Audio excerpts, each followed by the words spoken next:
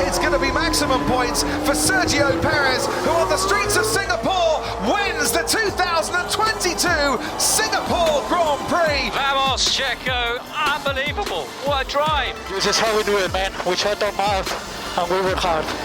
This is the Mexican way. Well done, guys. That is your best ever drive, mate. That was sensational. Woohoo! So happy.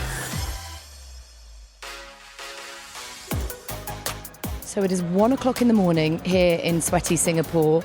It has been an incident drama-filled day here, a very long day, but a very interesting one. I'm delighted to be joined on the F1 Nation podcast by my great friend Tom Clarkson and my new good friend, because we will be hopefully by the end of the podcast. I hope so. Erik van Haren. Oh wow, that's a Russian pronunciation. Oh, yeah. I went Russian. I No, it was a little bit Dutch. I Dutch. told you the Dutch one, but you Yeah. can say Erik as well. Erik. I will listen to that as well if you are kind to me. Okay, well, let's see your thoughts, your initial thoughts on what was just a jam-packed race. There's a lot to pour over here, isn't there? So it was eventful. We had a fight for P1 with Perez and Leclerc at the end, what was amazing to see. We had Lewis Hamilton making mistakes, Max Verstappen making mistakes. So that says enough how the conditions were. It was so tricky. If those guys, world champions, are making mistakes, then it tells a lot about the race. And Erik, it just proves what a great job Checo Perez did, and Charles Leclerc for that matter as well. And you know, Checo said after the race, "This was my best drive in Formula One, not just best win, best drive." And then just in the press conference there, I said to him, in fact, can you think of a better drive in your career?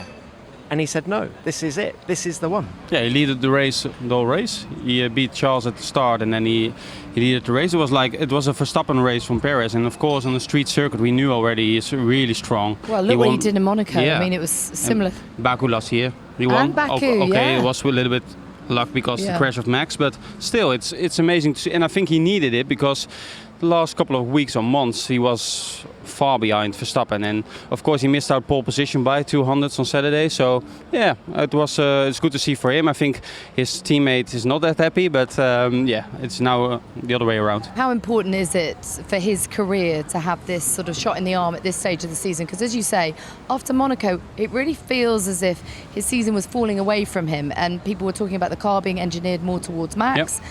And maybe a bit of driver paranoia might be starting to creep in if that was the case. This is a really timely victory in terms of his overall career. Yeah, and he can be second in the World Championship. I think he's not that far from Charles, maybe a few points. You have the number? Or 2 points. Oh, 2 points. So yeah, if he is second and Verstappen wins the title, yeah, you could. Of course, you can have some. I think the gap was sometimes too big between them. But still, if you are first and second in the world title, in the World Championship, yeah, who are we blaming in? And he can do a better job, but I think he's more comfortable in the car now, and he will be more comfortable in the car now if you have a win. You see it with Max as well. Do you know, on the subject of Checo, there are certain tracks in Formula One that are Checo tracks. He loves short radius corners, 90-degree corners, so he's always brilliant in Baku, and he's always been brilliant here. He was in the points in 7 consecutive races here. Oh wow, yeah. So I was confident that if he was going to go well anywhere, he was going to go well here. And then I remember Andy Green, who was the technical director at Aston Martin, saying that traction control has been banned in Formula One, but Checo's bum is so sensitive in mixed conditions that, you know, he's just like got his own inbuilt traction control. So mixed conditions on a track like this was always going to be a good chance for Checo. Yeah, but I think he deserved it, and he needs to win a few races. So I have some good result. He needed that. Of course, you can say, okay, Verstappen is your teammate, so it's difficult to beat him, but still you need some good results for your own as well to be in a good shape. Well, Sergio, that was quite magnificent today, under a huge amount of pressure, very difficult conditions. Was this the greatest highlight of your F1 career so far? Certainly up there, you know. I think the race we did today was super special because the level of concentration we had to have, the level of understanding of the reading of the race, that was very special. just put it into layman's terms how tough it is, because we'll never get a full understanding of the physicality of it, the concentration, the pressure coming from Charles, the changeable conditions, everything you had to contend with. I mean, you seemed incredibly calm and composed, all things considered. Yeah, I wasn't that much, but all in all, it was so important not to make a mistake. We had a few issues out there, but I think overall it's been a tremendous day for the team, for myself. So yeah, I'm just really happy to get this victory. Fantastic, you certainly did, and I'm seeing the love that's coming in for you as we're walking through the paddock. People fist pumping you, including Lando's dad. This is a popular victory, well done. Yes, thank you so much. Well, it feels for Max, because I think we should talk about him. This was obviously the first weekend he could have clinched the title. He finished just one place ahead of where he started. That doesn't really reflect just how much drama there was from lights out to checkered flag. He had a lot to contend with. He basically told me that he was looking forward to getting on the flight out of it. Yeah, after the qualifying, he was in the mix zone, the TV pen mix zone. He was quite talkative. I wouldn't say he was in a good mood, but he was criticizing the team. Of course, they made a big mistake. And then he left the track. He didn't do debrief, he didn't do anything.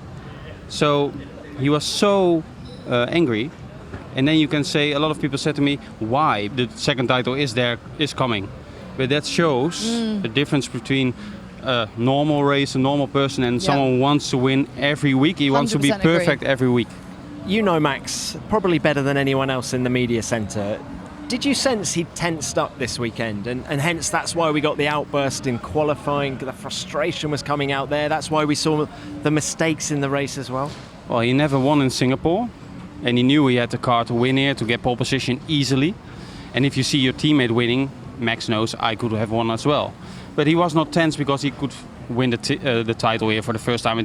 He had some luck to win the title, but his grandmother was here, his aunt was here, so it was like a family reunion a little bit. So he was really relaxed, like he is all year. So now we saw a little bit the criticizing Max, but I think it's just to say to the team, come on guys, we need to be perfect every single week. And if I'm not perfect, if I make a mistake, you can tell me, and the other way around. Yeah, but the reality is they don't need to now. But as you say, it's a great reflection on his character and where his mindset is, having got that first world title last year. The reality is that he will go on and claim it in Japan. I don't know, what do you think? Well, first of all, don't say that, because Erik is not going to be in Japan. Oh, so no! He'll be gutted if he's not. That is a big mistake. Me neither. I'm not going to be in Japan. There is a big chance he clinches it in Japan, but he needs to win and have the fastest lap to have it in his own hands. But maybe there's a chance it will be Austin. Now I hope for Austin because I'm not in Japan, but I couldn't care less if he wins the title. I think he wants to have the title in Japan. Would be nice. Red Bull with Honda. Yeah. But he will win if it's in Japan or it's in Austin or Mexico. He will win for sure, of course. So Ferrari were interesting today because obviously Charles did a great job to put it on pole, only by 200ths of a second ahead of Checo and 500ths ahead of Lewis, so it was incredibly tight. He said ultimately it was the start that was his undoing, but he came back at the end. He didn't stop fighting, really putting so much pressure on Checo, had that bit of a wobble and then just slipped out of the DRS. I asked him if the DRS had been enabled sooner, whether it would have made a difference. He wasn't so sure, but strong result for him. Sainz just said he couldn't find the rhythm in the wet, and was pretty frustrated. But neither Ferrari driver made any mistakes, and as Erik said at the top of the show, world champions made mistakes today, yet both Charles and Carlos, yes, there were little mistakes by sort of overcooking it, going into a corner or something, but no serious mistakes. So the drivers did a great job, and I think significantly for Ferrari, they were on point all weekend. Actually, they made the right decisions at the right time. I was surprised about the pace of Carlos, to be fair. He was so much slower than Zhou and Checo, and Lewis was stuck behind him. He said it as well. But Carlos, one thing Carlos has struggled with all year is confidence with this car. Yeah. And I think in these conditions, with these walls being so close, confidence is king around here. And he admitted it after the race that it was all about confidence for him. And when the grip came on the slick tyre, he was much better at the end of the race, wasn't he? Yeah, that's true. What a brilliant night it's been for McLaren. Lando Norris finishes in fourth. Daniel Ricciardo, with his best finish of the season, comes home in fifth. Nice guys, not bad from where we started. It was a phenomenal race for McLaren. Phenomenal. So we've crept into the McLaren hospitality area, and the boss, Zach Brown, is with us. Zach, that's a big smile on your face, and rightly so. That was a good day at the office. Drivers did a very good job. Team did a good job, but 5 races still to go. Hey, but was it unexpected when you look at the pace of the car during practice and quali? Yeah, I think given where we started, we thought Lando could be there, thereabouts, and hard to pass around here. So Daniel coming from 16th to 5th was very impressive. So we were hoping to get both cars in the points, but 4th and 5th, I would say we overachieved. So you're going to change your decision on Daniel's future then? We'll see. He did a great job. I'm only joking. He did a great Listen, job. you've got He to did a enjoy great the job. moment.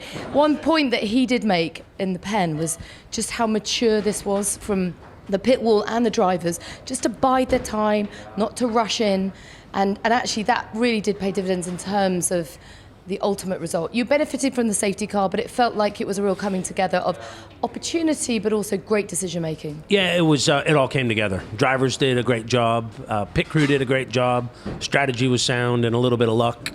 And 4th and 5th, we'll take it. Do you expect to be on the slick sooner? Yeah, I asked Lando at the start how many laps till we go on dry, and he said probably 20 plus.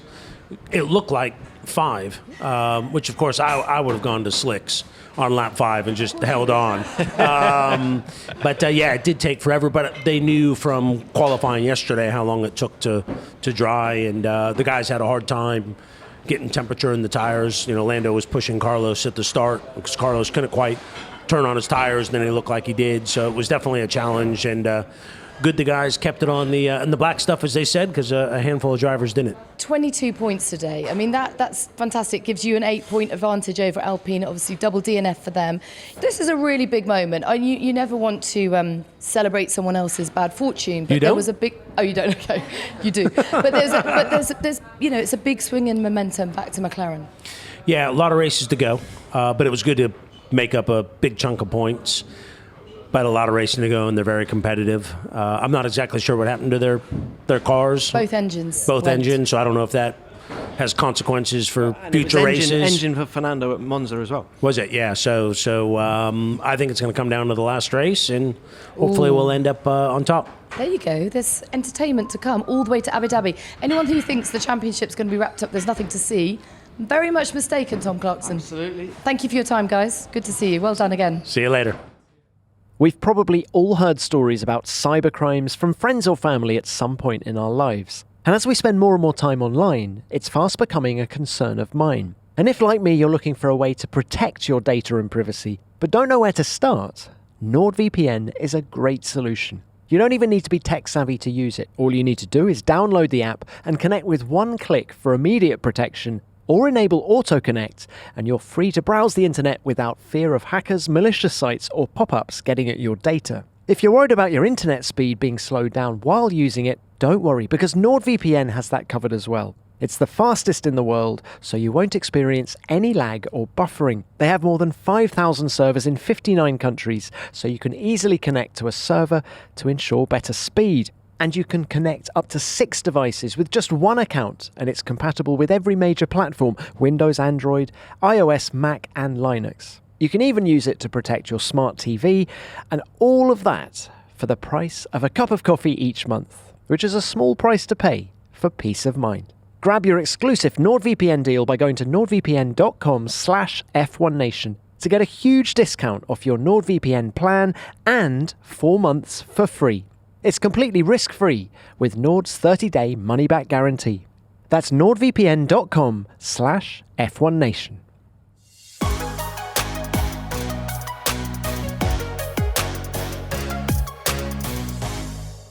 I think we know where the World Championships are going this year. It's Max Verstappen and Red Bull, isn't it?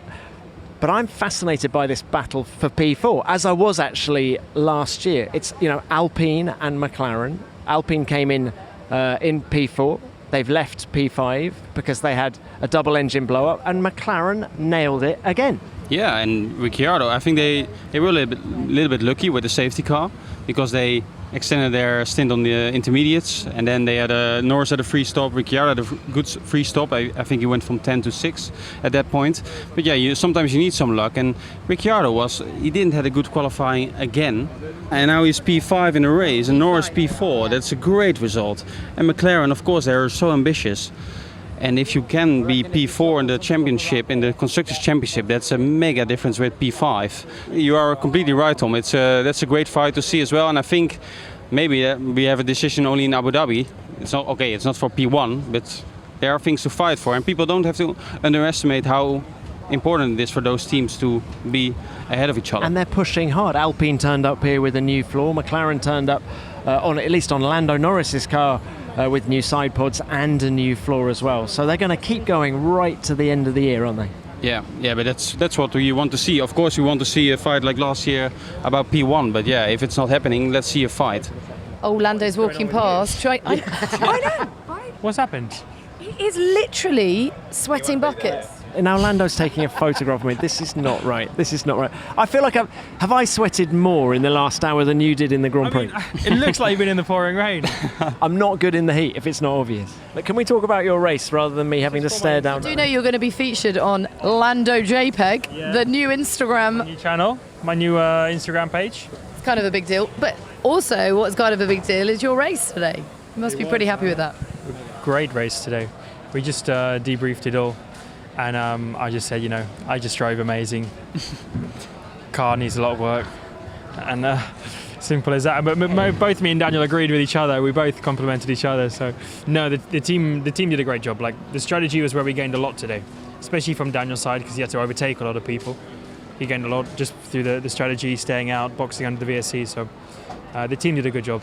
Not just the drivers. Not just the drivers. What about the updates? Did they do a good job? They did the job that they did. Like they were meant to do.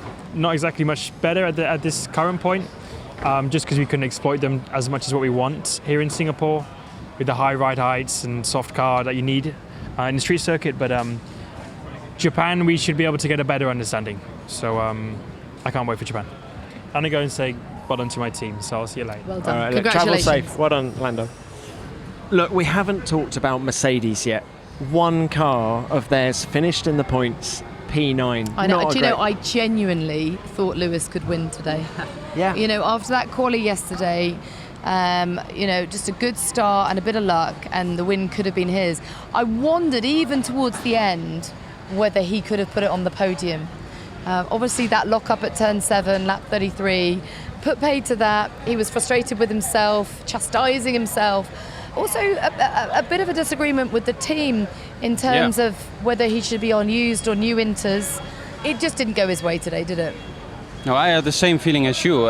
Yesterday we talked with some British journalists as well, and a lot of people thought Lewis could have shot to win today, and he was so good in qualifying, close to pole position. I think it was the first time he qualified in the top 3 on himself. So it shows that Mercedes is getting there.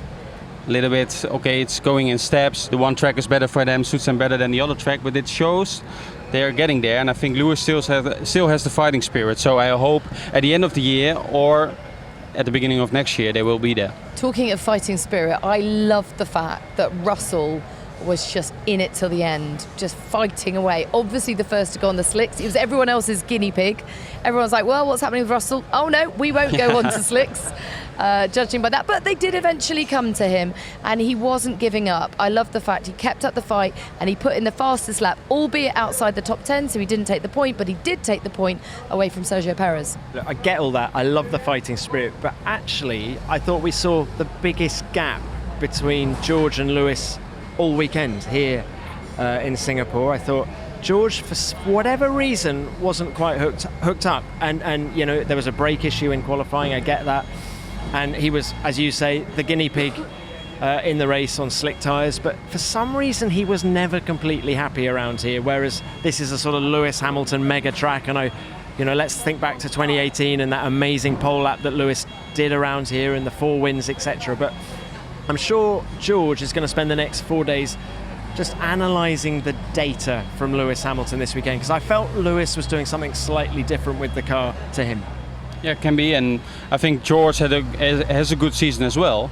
But he was a little bit unlucky in the qualifying, then they take the penalty with the engine. Okay, then you have not the best race, let's say it like that. But it was funny to see, because at one point the mediums, the slick tire was going to work. Everyone was looking at him, and then at one point he was going purple, purple, purple, and then everyone went in. So he had a good function today, but not the function he would love to have. But it was good to see, and I think it's good if you are already outside the points, you take the gamble. You do the gamble.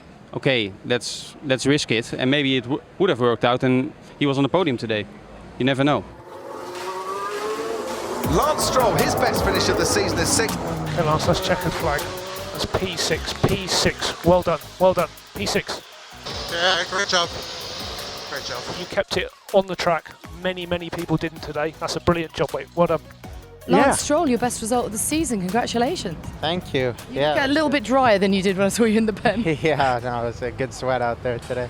Hey, how chuffed is the team? Double points finish. You've overtaken Haas in the Constructors' Championship. Yeah, no, it was a big day for us. I think we've had our, I'd say bad luck, have bad luck and good luck, and it's kind of how it goes. But I think quite a few races this year, we deserved a lot more, and for whatever reason, things happen. Didn't really score many points. We've had a lot of P10s when they could have been better, and today things just kind of went our way, and big bag of points, which was good. It's fantastic. Well just done. quickly, what happens now? Do you go to bed? Do you party and just go straight through to get on the plane tomorrow to Japan? No, my bed's calling big time. Yeah. Knackered after You've that earned race. the rest. Yeah, Well you done. have. Thank you. Well done. Cheers, Lance. Good to catch up with Lance. I think we should talk about his teammate Sebastian Vettel, 5-time winner here, the best record of anyone on the grid. In a way, it was a shame that he couldn't hold off for that 7th spot, Verstappen getting him on the last lap, but it was a double points finish for the team after what's been a difficult season so far. So he's created some more good memories for the Marina Bay circuit. Well, and that Aston Martin is a good race car, actually. It struggles in qualifying, and yet again, it struggled this weekend with, them qualifying Stroll in 12th and Vettel 14th. Yet in the race, it is consistent and has been now for quite a few races. And I love the fact that Vettel is still really pushing. He's only got 5 races left in his Formula One career now, yet he really wanted it, and he was fighting hard to keep the likes of Hamilton and Verstappen behind.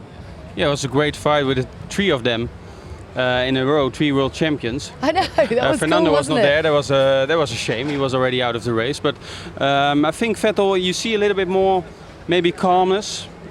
Say you're retiring at the end of the year, you can do 2 things. You can say, okay, let's see how it goes. But he is quite pushing on the material as well. So I think it's great to see, because you want to see legends of the sport, a 4-time world champion.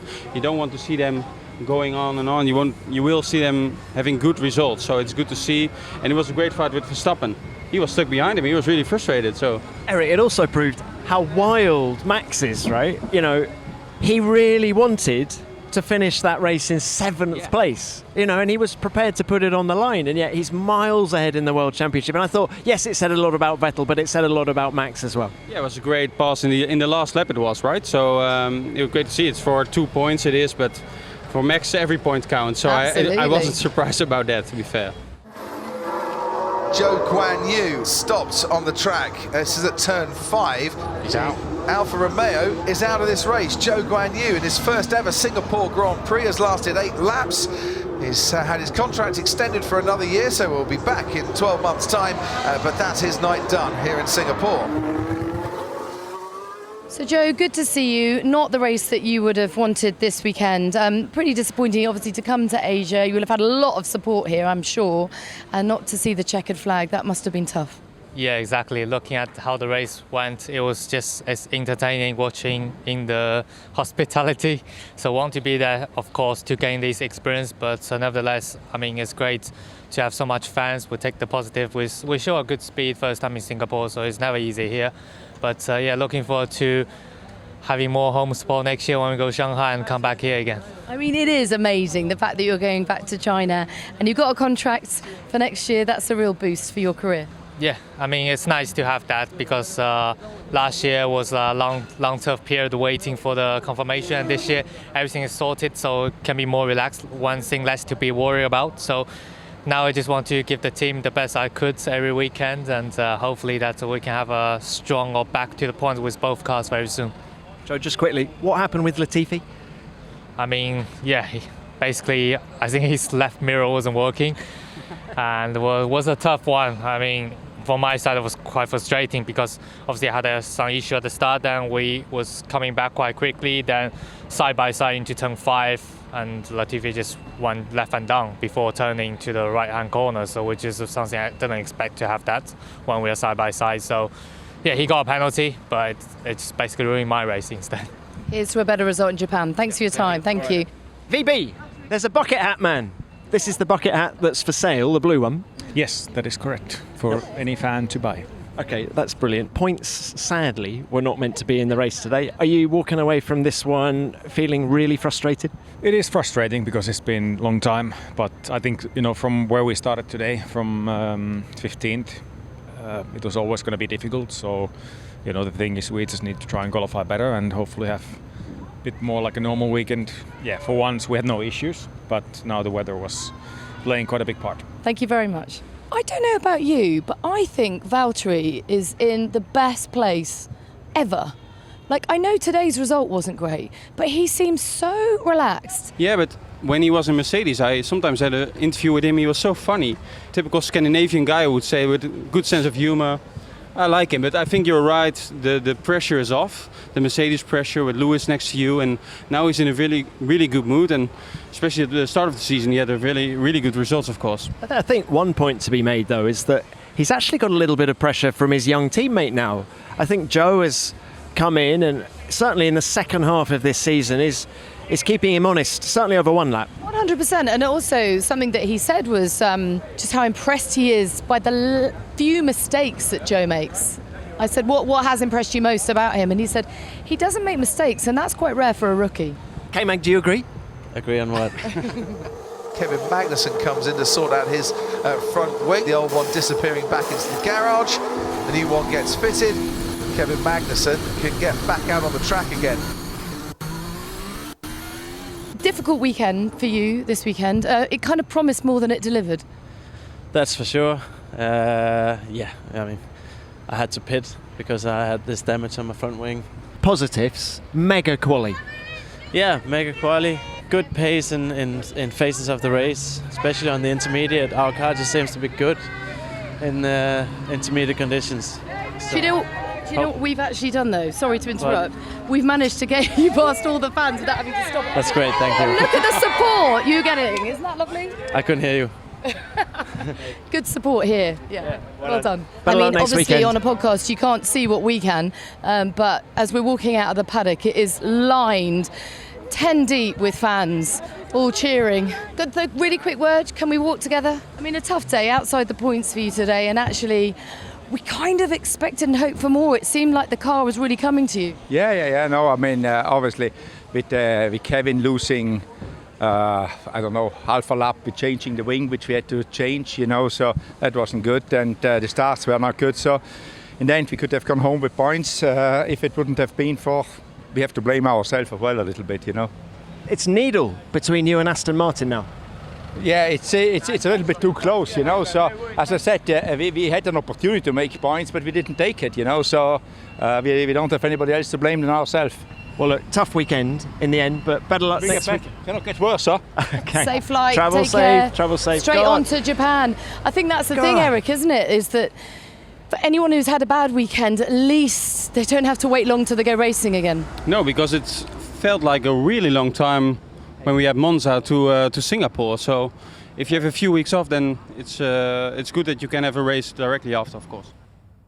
As you know, travel plays a huge role when working in Formula One. So when I'm home, I like nothing more than a home-cooked meal and spending time with my family. So if there's anything I can do to make meal times a little bit easier and keep everybody happy, I'll take it. And that's why Green Chef is such a fantastic help. Green Chef is the #1 meal kit for eating well with dinners that work for you and not the other way around. I like to try and eat as healthily as possible. And what I love about Green Chef is they have 30 recipes weekly to choose from, and they give you the option to mix and match meals to fit your dietary preferences in the same box without changing your plan. Whether you want vegetarian one day, low carb or keto the next, their new ingredients and delicious meals support a healthy lifestyle without sacrificing on taste. And they're so quick to use. I recently tried their chili paneer and cauliflower rice recipe. The portion size was perfect and it was full of flavour, and they even do fast and fit meals for under 700 calories, which are ready in just 25 minutes. But you don't have to wait until dinner time to get your Green Chef fix. Each week's menu includes 2 convenient, nutritious lunch recipes that take just 10 minutes to make and no cooking required. So you can keep consistent with your healthy habits all day long and leave all that planning and meal prep behind. Go to greenchef.com/nation135 and use the code nation135 to get $135 off across 5 boxes, and your first box ships free. That's greenchef.com/nation135 and use the code nation135 to get $135 off across 5 boxes, and don't forget, your first box ships free. Green Chef, the #1 meal kit for eating well.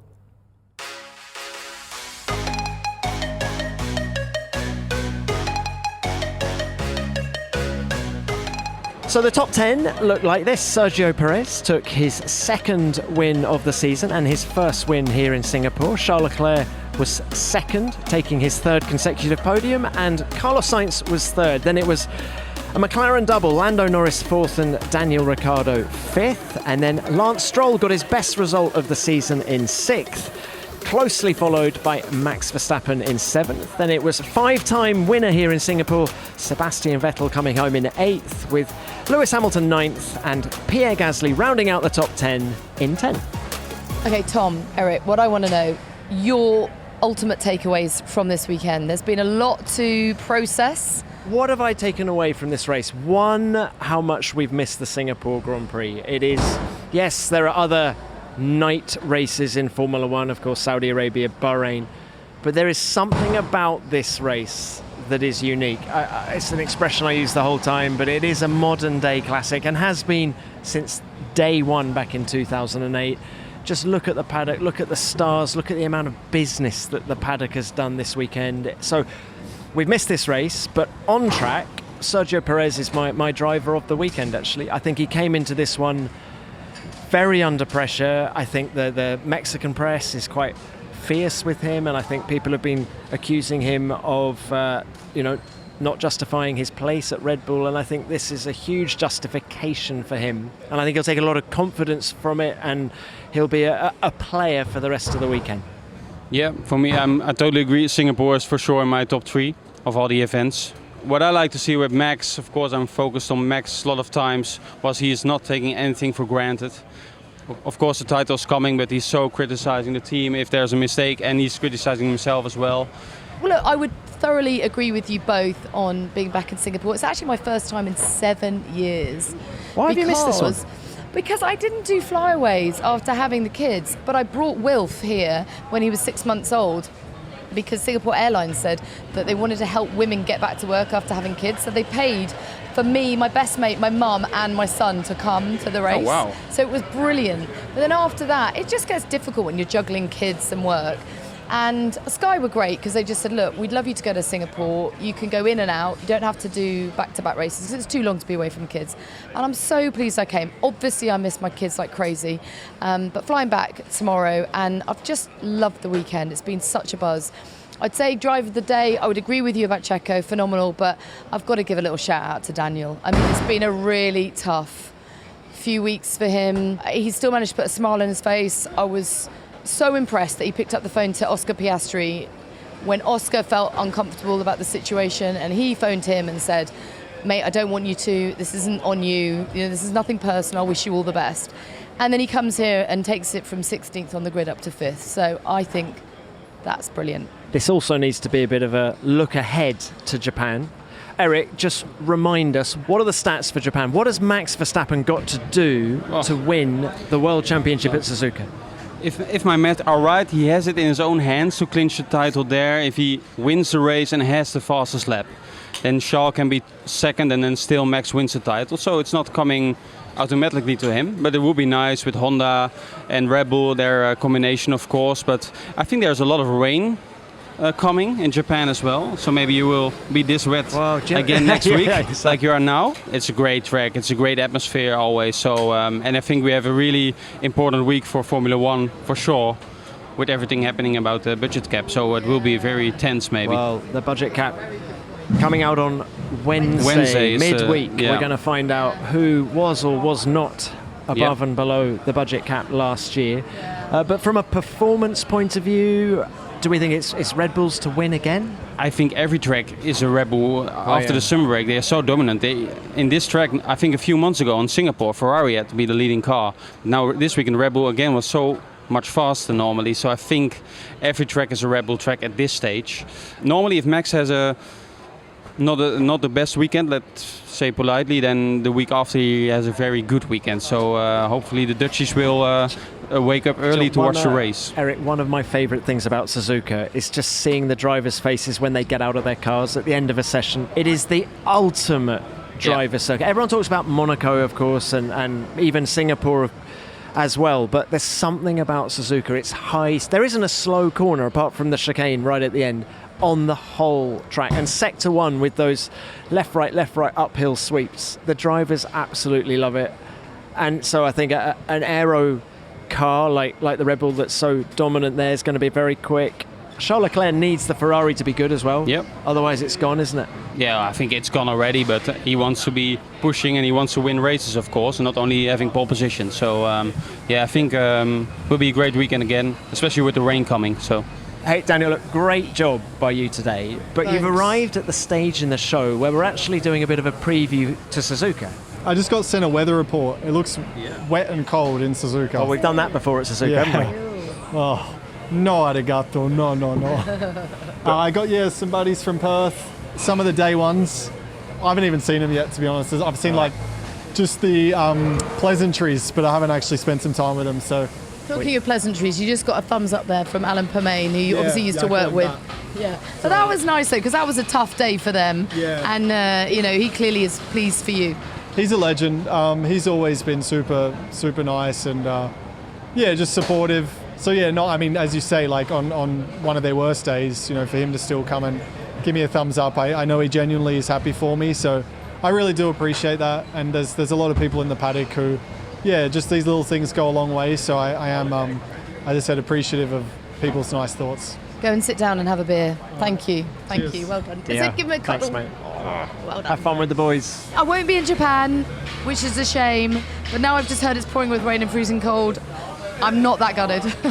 But it is a brilliant circuit. And I hope for a great race. And I hope, obviously, that Max is crown champion. It would be great for Honda. But you're hoping he's not. Oh no, you want it to be in maybe his Austin. father is with me, because his father is not going to Japan either. So maybe he wants to be in Austin. Oh, so maybe he'll do. Maybe I think we did it on purpose. The father's not going, I'm not going, so why clinch it there? Do it in Austin. But I think it will happen in Japan, to be fair. Readers of the Telegraaf in Holland will be hoping that, right? Yeah, well, they will read everything about it, as well as if I'm not there. So my colleague is there, I'm working from home. We have all day to work because the race is at 7 a.m. I think 6 a.m. in the UK, so we have all the time. That's a good thing. You have been great for this podcast, so thank you for your time. It was a pleasure. Well, Pinks, I think that's it. Yeah, it is. What a weekend. What a weekend, what a race. It's so lovely sort of rounding it all up with you and seeing everybody and getting everyone's sort of final thoughts on the last few hours and the last few days. It's been brilliant. Thank you very much. Pinks, you travel safe back to you. England. I'm And off you. to Japan tomorrow, Yeah. and F1 Nation is going to be back next Monday, the 10th of October. Thank you for listening, and I hope you'll join us next week. F1 Nation is produced by Formula One and Audio Boom Studios.